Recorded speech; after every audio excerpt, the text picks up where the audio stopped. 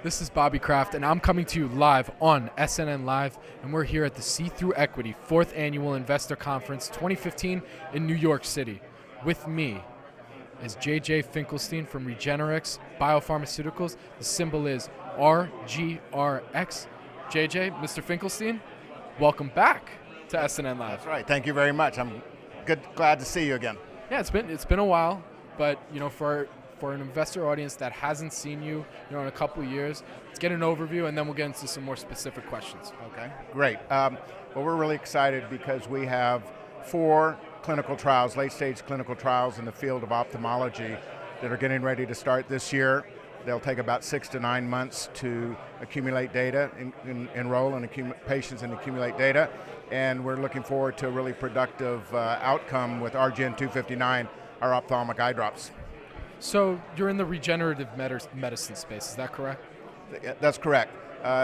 TB4-based products, as I said, RGN-259, are designed to reduce inflammation and restore damage that is due to, in the case of the eye, dry eye syndrome, which is a very large marketplace and very common. We're also looking at an orphan indication, which is in phase 3, that will repair damage caused by neurotrophic keratopathy in patients who are unable to heal their corneas. So let's do a quick overview on this space, because a lot of the companies we've interviewed, some of them, are using stem cells to regenerate, tissue repair and organ repair. How are you attacking this market differently?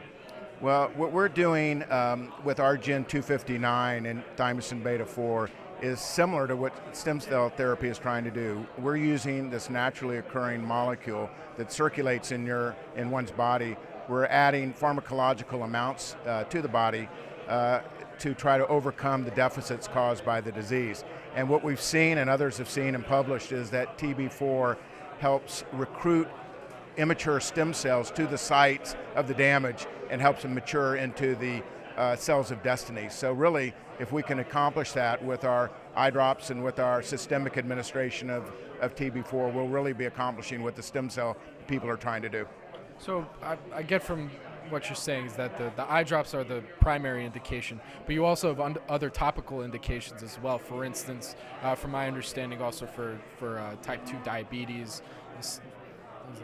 Yes, we have a formulation of RGN-352, which is formulated to be administered systemically.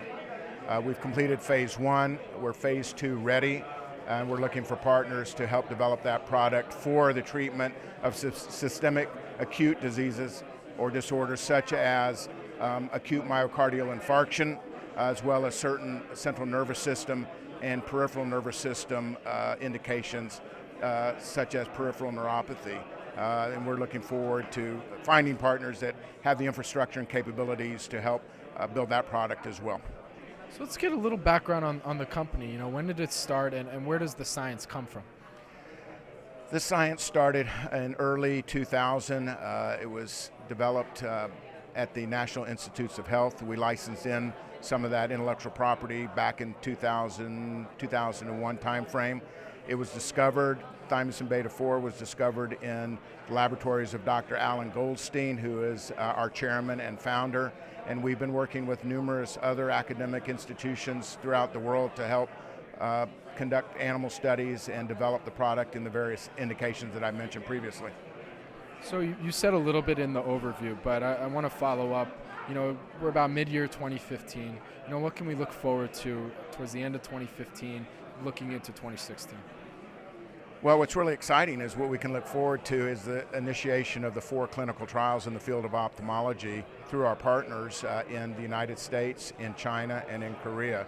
And as I said, these trials are pretty short term, 6 to 9 months. So by mid-2016, we should have patient data that we can, hopefully will be successful and we can disseminate to the public and move on from there. But we're very excited.